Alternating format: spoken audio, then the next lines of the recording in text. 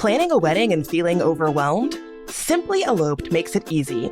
With over 14,000 elopements and vow renewals planned and 37 stunning U.S. destinations, the planners at Simply Eloped have you covered. Their all-inclusive packages connect you with over 700 top-tier vendors, cutting stress, cost, and complexity. And no two packages are alike because they customize it for you. Your story deserves ease. Let them handle the hard stuff. You just show up and say, I do. Start at simplyeloped.com.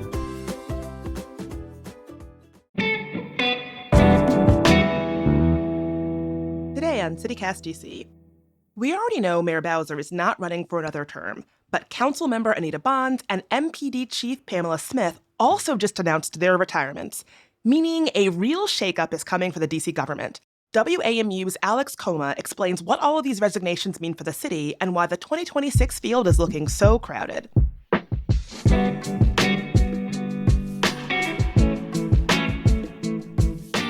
Today is Tuesday, December 9th. I'm Bridget Todd, and here's what DC is talking about.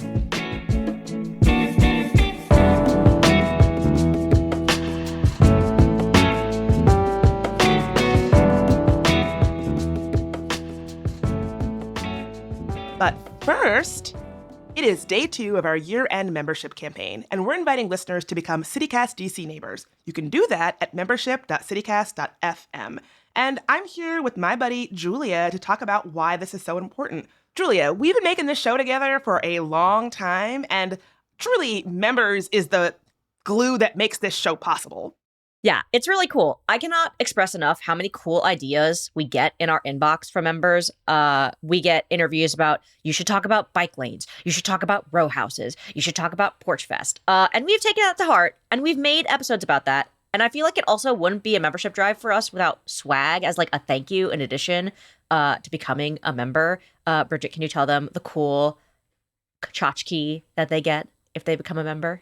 Yes, if you become a member, you get these very cool, well-designed postcards. There's 4 postcards that speak to episodes that we've done on the podcast. So there's an episode about home rule in DC that has this beautiful illustration of row houses. Julia, what are some others?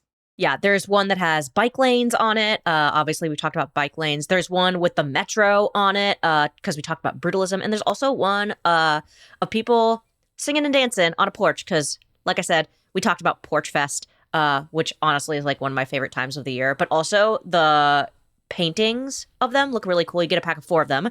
They're by this guy called The Culture Curious on Instagram. His real name is Carlos Carmona Medina. And they look awesome. I feel like you could like stack them all together and like make a collage. You could like actually mail them to people. Like it's very cool. I was at a party over the weekend with a few folks who I know are CityCast listeners, and we were able to have very thoughtful conversations about what's going on in DC at the party, which I know maybe doesn't sound like the most fun party conversation, but it was very fun. And it struck me that even folks who were kind of new to the city were able to engage in conversation with folks like myself who've lived here for decades and decades. And I have to imagine that the fact that we were all CityCast listeners was not a coincidence. We were able to have that high level of conversation because we are all tuned in to what's going on in the city from the podcast. Yeah, DC, if anything, is a city of nerds. And we know that we're a city of nerds. And even if you're a newbie, you are a newbie nerd. And I feel like membership is a way to become the nerd that you always wanted to be about city politics. Fun fact, you can also gift a membership to someone. So like if you have a friend who's moving to DC and you think that they would also want to be a nerd, you can gift them a membership so they can also become a membership. That link is membership.citycast.fm/gifts. Honestly, this would be the gift that I would give my father and my mother, but they are both already CityCast neighbors. They were on the bandwagon before it was cool. So I don't know about you, Bridget. Maybe you could gift it to a friend who is willing and able to become a member finally. And if you're like, screw my friends, I'm doing this just for me, that is cool too. Self-care, self-love. Just go to membership.citycast.fm to become a member for yourself.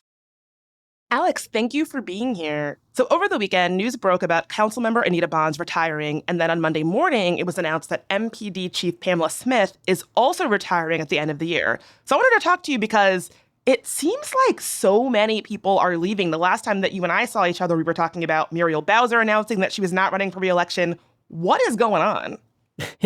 Yeah, these are unusual times in DC when you really think about it. Because of the mayor staying around for as long as she has, and a lot of council members who were generally pretty young, sticking around for quite a while. We've had a lot of stability and consistency. There have been changes. There's turnover, of course, but certainly nothing like this. I mean, as you consider that we could learn in the coming weeks that Eleanor Holmes Norton is not going to run again for delegate. Possibly have a world where, you have multiple council members running for higher office and therefore opening up vacancies on the council going forward. It amounts to some of the starkest change we've seen in DC politics in the last generation, really. I mean, really ever since, Mayor Bowser first won office in 2014, there's been some degree of stability, and I think you're seeing that start to wane a little bit. Let's start with Bonds. Who is she? What's her deal? And why is she retiring? Well, Anita Bonds has been a part of DC politics really since there were local DC politics in the home rule era, which dates back to the 1970s.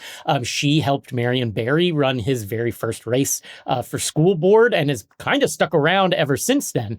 First as a close advisor to the mayor for life, Marion Barry, and then in a variety of roles throughout Democratic politics. She's in general, throughout most of her career, been kind of the person behind the scenes. But only recently in the last 15 years or so has she sort of stepped into the spotlight. She used to be the chair of the DC Democratic Party when now Council Chair Phil Mendelson won his seat in the wake of, the last really tumultuous season in DC politics when you had multiple council members getting charged with bribery and cascading, resignations because of it.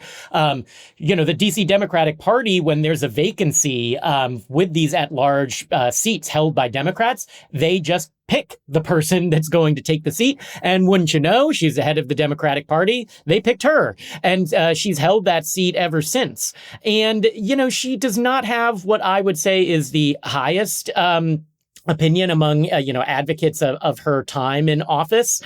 She chaired the Housing Committee for very many years and was sort of widely seen as a roadblock to, basically any reform on rent control or tenants' rights or, affordable housing construction. She was a close ally of Mayor Muriel Bowser when it came to sort of cheerleading what the mayor wanted to do around housing development, but never really known as someone who was in the weeds on policy. She was kind of famous for changing her vote at the last minute, sometimes even within the same conversation. She would express differing opinions. So, she was never what I would call a policy wonk, but was extremely well known and largely well liked among the Democratic establishment, at least. Though certainly there are, many challengers who have been eager to see her out of office for many years, and the number will surely grow now that she's stepping aside. Well, how do you see her retirement impacting DC's council? Well, it's a huge deal because think about the last time we had a purely open seat, race for one of these at-large seats, which covers the whole city. So that means that anybody around the city can run. You're not limited to a geographic area. The last time we had an open one of these was when David Grosso retired ahead of the 2020 election. In that race, we had more than 20 candidates jump in. That was an absolutely wild situation that led to now Councilmember Christina Henderson winning with something like 15% of the vote. That's how badly the vote was split among all these people. And so now, not only are you going to see a tremendous number of people jump in the race, there are already 3, but I fully expect there to be many more. This is going to be the really big test of ranked choice voting, if indeed we have it in the city this coming year, which by all accounts we will. I mean, this is kind of exactly the situation it was created for, to ensure that somebody's not squeaking by with a small plurality versus actually winning a 50% majority.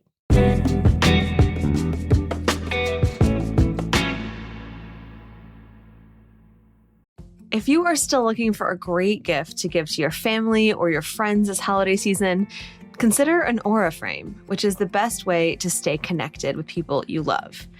My dad is a photojournalist, and when I was growing up, we always had incredible photos of the family around the house. The ones that were kind of guaranteed to make us laugh and transport us back to those moments. And these days, we take so many photos on our phones, but then those photos often don't ever leave our phones or our Instagram pages. So enter Aura Frames. This is a frame that allows you to give a loved one a photo frame and then add your favorite pictures to it remotely. And you can even preload the photos before it ships so that the gift is ready to go when your loved one opens it. Plus, every frame comes prepackaged in a premium gift box with no price tag. You might be someone that lives near your family, but I'm not. And so I'm always looking for ways that I can create moments for our family to still feel like we're nearby. So for a limited time, save on the perfect gift by visiting auraframes.com to get $35 off Aura's best-selling Carver matte frames, which were named #1 by Wirecutter, by using promo code CityCast at checkout. That's auraframes.com, promo code CityCast. This deal is exclusive to listeners and frames sell it fast, so order yours now and get it in time for the holidays. Support this show by mentioning us at checkout. Terms and conditions apply. This episode is sponsored by Babbel. The idea of learning a new language can be scary. I felt overwhelmed by that. I bet you have too. I'm CityCast CEO David Plotz, and studies show that up to 90% of people trying to learn a new language give up. 90%. Fortunately, Babbel's built so that it's really easy to get started and really easy to stick with it. They understand that people learn differently. So maybe you can dive into a podcast on Babbel when you don't feel like a quick lesson, or you can speak out loud to get practice in, or you can explore courses based on specific topics and even create your own customized review lists, all within the Babbel app.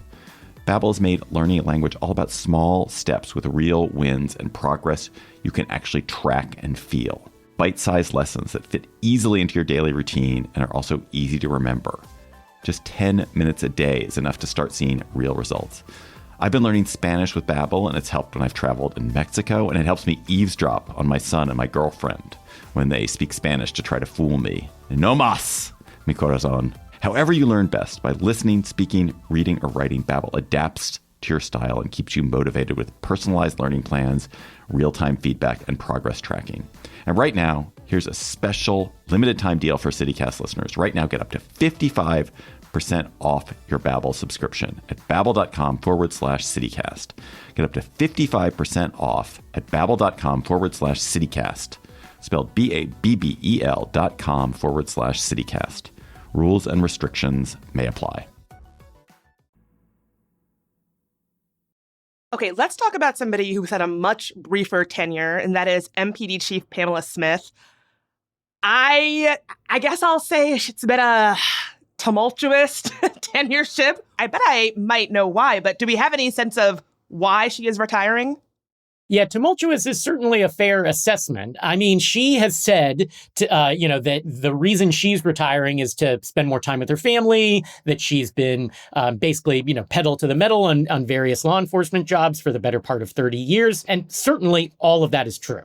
However, it has been a very brief tenure, just about 2 years leading the department. And I don't think that you can overlook the fact that she is leaving amid Mayor Muriel Bowser making it clear that she's, not long for this office and will leave office in 2027. And B, what we've seen over the last, call it 9 months, with the President Trump's return to power and his newfound influence in DC affairs. I mean, this may be hard to remember, after the very memorable events of the past summer, but there were even conflicts between the feds and the local police department stemming back to when Trump, successfully took over the U.S. Institute of Peace and enlisted DC police officers for their help in, essentially storming a locked office building that was very dubious jurisdiction-wise. There were a lot of people who were not pleased that the DC police got involved with that.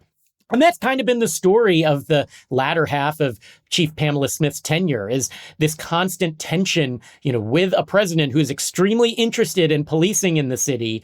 And, there's real questions about how much she's been making decisions versus taking direction from the mayor, who, as we've discussed ad nauseum on this show, has been very deferential, has been trying not to rock the boat with the president.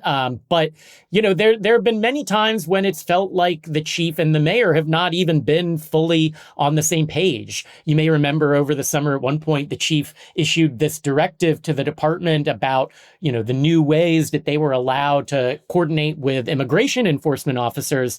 And that seemed to take the chief, or the mayor by surprise. She did not seem fully on board with this. And it has been a flashpoint ever since where, the mayor is insisting that DC police aren't cooperating with ICE.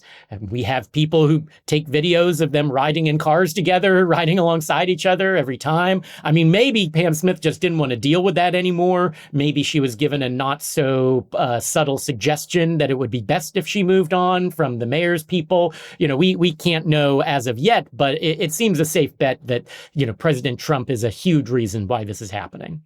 What do you think folks are saying about Smith's tenure? Is she leaving with folks saying, "Oh, what a tough and weird time to be the chief of MPD"? Like, what do you think the temperature is on her legacy here? Yeah, I've been chatting with people in the wake of her announcement, and I do think that there is some realization that, as you say, she was in an impossible position in many ways, and that she oversaw the department. I mean, normally the way you measure a police chief is, did crime go up or down when they were chief? And it went way down. So, I mean, that doesn't hurt.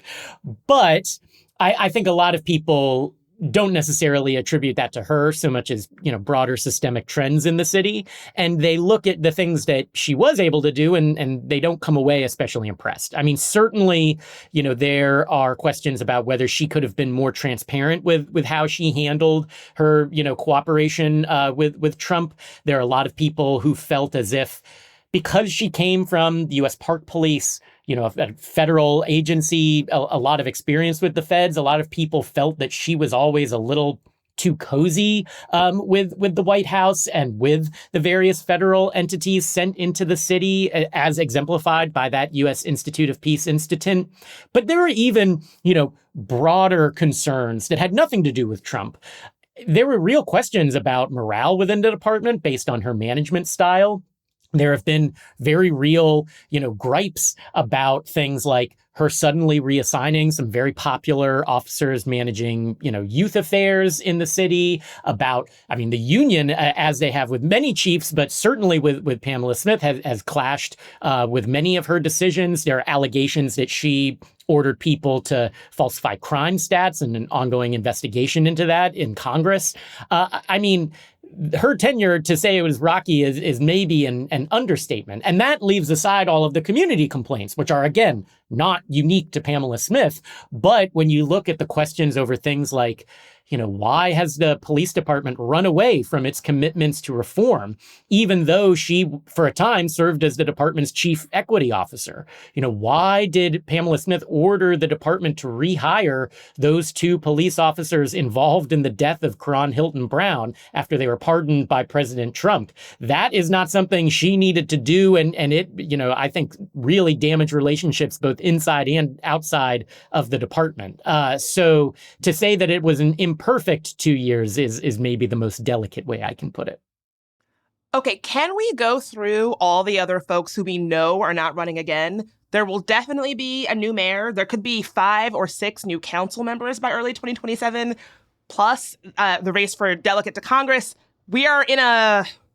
I don't know that we've ever... in my time reporting on what's happening in D.C., I don't know that we've ever been in a moment quite like this one.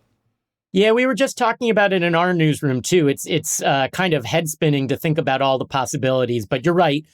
The mayor is a big one. Muriel Bowser not running again. And so then down the line, Anita Bonds, as we discussed, at-large council member, she's not running again.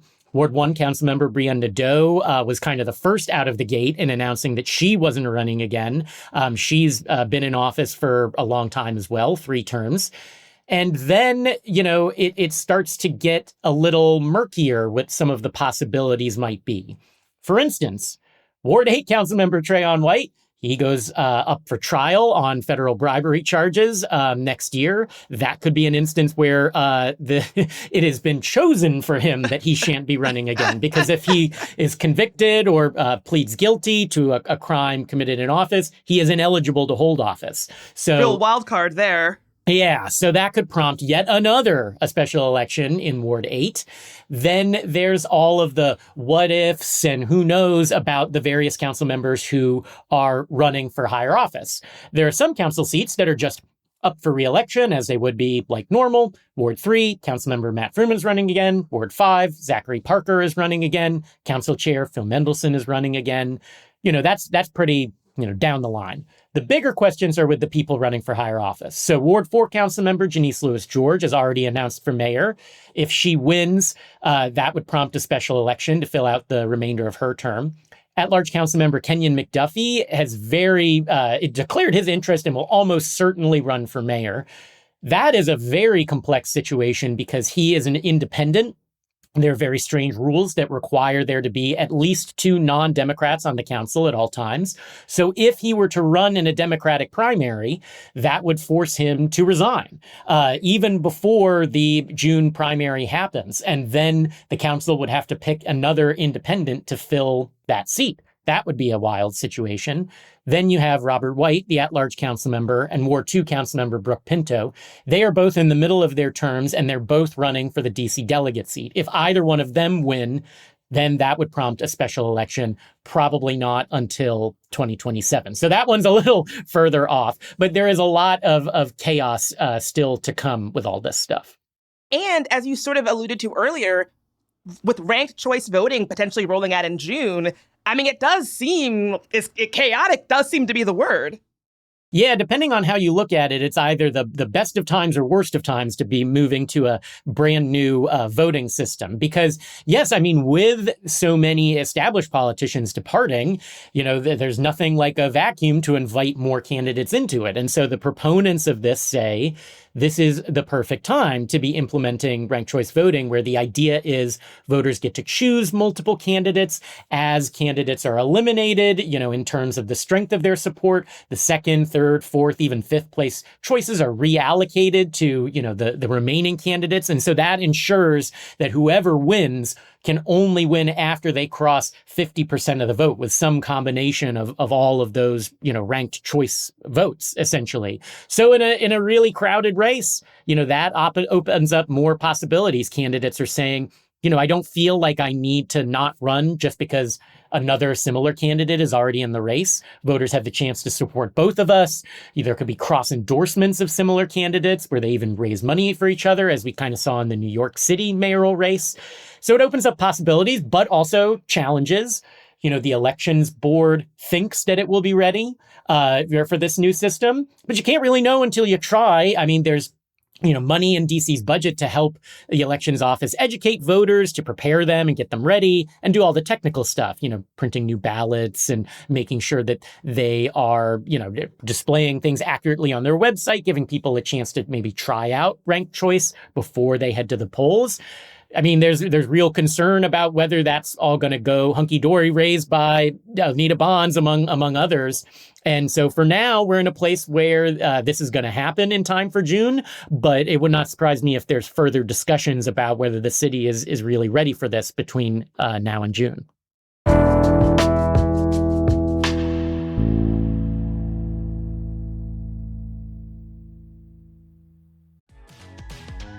Hey, everybody. This is Annie Reese, executive producer of CityCast DC. And I don't think I need to tell you that this has been a hell of a year for DC. Even amid all of the challenges and all of the really horrifying things, I find myself feeling more connected to and more in love with the good parts of this city and wanting to fight for the good parts of this city than ever. And so when it came time to come up with a gift for people who become CityCast DC neighbors this month, we knew we had to do something really special in DC. And so we are so proud and excited to tell you about this special collaboration that we have this year with the local artist, Carlos Carmona Medina. You may know Carlos from his brand, The Culture Curious. His prints are sold around the city, where he captures the essence of beloved places around the country but especially in his home city of Washington, D.C. And so to celebrate our CityCast DC neighbors, Carlos has created this one-of-a-kind set of illustrated prints just for us. They're 4 scenes, postcard size, from this incredible city we love. They're postcards that you can send to friends and neighbors, to put on your fridge, to tell someone you love them, but you can also put the 4 of them together and frame it. When you sign up to be a CityCast DC neighbor, we're going to send you out this one-of-a-kind artist collaboration. So just go to membership.citycast.fm and join us. We're really pumped about this, and we think you will be too.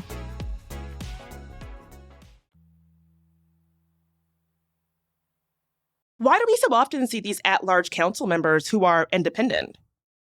Well, that's exactly what I was alluding to before.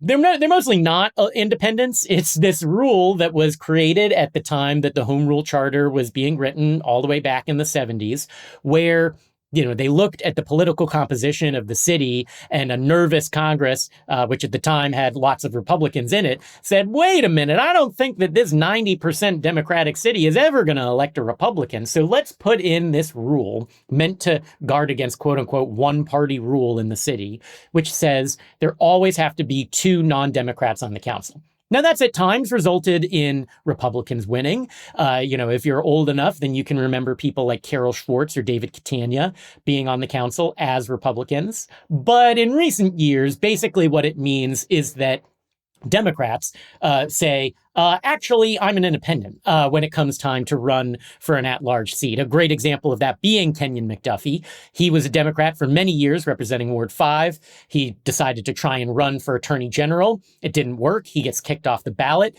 Guess what? There's an at-large seat open later that year, but it's, for one of the seats that needs to be a party other than a Democrat. So he goes, oh, all of a sudden I'm an independent. And now he may find himself switching right back to become a Democrat again. So it's a little antiquated. It makes it really annoying to try and explain how these at-large seat races work. But until Congress changes the law, it's what we've got. It's like an oddity of DC's Home Rule Charter. When I try to explain it to people who are unfamiliar, I get tongue-tied explaining it myself. It's just one of those weird DC things. Yeah, it's like we should either get rid of the rule entirely, which would, certainly make sense. Some people argue it's undemocratic to essentially mandate that, like, if the people want all Democrats representing them, is it not undemocratic to say, no, you can't? Maybe. That's an argument that's been made. So we should either not have it entirely, or we should at least, be honest about actually enforcing these rules. Because, look, someone like an Alyssa Silverman, who served as an independent council member for many years, she would tell you, I'm not a Democrat. I'm critical of the Democratic establishment. I don't consider myself a member of any party. It's not like people like that don't exist. But by and large, Christina Henderson, she's an independent, but she worked for Chuck Schumer for many years in Democratic politics. No one would be out there, thinking that she is somehow not party affiliated. So it's a very silly rule, but as I said, it's not leaving us. So I know you probably can't give me any kind of predictions for 2026 replacements, especially since we're a ways out, but just given historical trends and where the temperature is landing for folks, do you have any sense of what we're likely to see in 2026? Well, the question that all of us political reporters are asking is that, clearly there is a great deal of anger out there about 2 things, Trump's intervention in the city's affairs and the rising cost of living in the city. And we are waiting to see how much of this will manifest in the June 2026 elections, because the cost of living crisis probably isn't going anywhere. It would be very surprising if electorate bills or grocery bills or rent prices got cheaper by then, though we'll cross our fingers. But the question is how much President Trump's intervention in things will still linger. Certainly everyone is angry about it now, but maybe it's a little, fresh in everyone's minds. By then, he may be more distracted and move on to the next thing. He may pivot back and start trying to mess with the city again. We don't know. Because right now, what's showing up in the polling data that I have seen is that there are a lot of people who are not happy with people who are defending the status quo, as the mayor has been doing, and are rather looking for people who are saying, I'm ready to do things completely differently, whether that's on Trump or on how expensive everything is. And there are some candidates who I think are running explicitly on the hope that they can tap into that anger, like Shanice Lewis-George, like Aparna Raj in Ward 1, who is a Democratic socialist, who is a longtime organizer with the Metro DC DSA, trying to consolidate support on the left to win in Ward 1. But there's a lot of establishment figures running as well that have not drawn, legitimate challengers. Many of the council members I mentioned before, even Council Chair Phil Mendelson, who almost always gets a challenger. Everybody wants to be council chair, right? But he still doesn't have anyone running against him. So it's a real question. Is there an anti-establishment mood in the city as fueled by the Trump stuff, or isn't there? It's a little early to know. I think that there's decent evidence to suggest that we will see some, backlash against what is perceived as the political establishment. And really the question is how much. Is there anything else about this, that what we're seeing and what we might be thinking we might see for 2026 that you want to mention that I did not ask? Yeah, the last thing that I would mention is, so the mayor, I think, avoided announcing her intentions for a while because she did not want to be perceived as a lame duck. But the minute you say you're not going to run again, that's kind of what happens, for better or worse. So I will be very interested to see how she handles her final year in office. I think you've already seen that since she said she's not running again, she's maybe spoken a little more freely about how she feels about Trump's incursions on the city's autonomy, how she feels about various city policies, that are up. And I will be interested to see how this continues playing out for her, because she's not going anywhere. Will she choose to be really active in these races, endorsing candidates, endorsing a successor? I don't know. She normally has shied away from that these last few years. Maybe she feels a little more free to do so. How she continues to negotiate things with Trump is going to influence the mayoral race, even if she won't be in it. So I will be very curious to see how that shakes out between now and 2027. Thank you so much for adding that. And thank you so much for being here. This has been very enlightening. It's always a pleasure. Thank you to new members Samuel H., Megan H., Elion M., Jess A., Mary T., John S., Robin T., Erica G., Sabrina J., and Matt K. We couldn't do it without you, and we are so grateful for your support. You can become a member by going to membership.citycast.fm. It's $10 a month or $100 a year. Or to gift a membership this holiday season, go to membership.citycast.fm/gifts.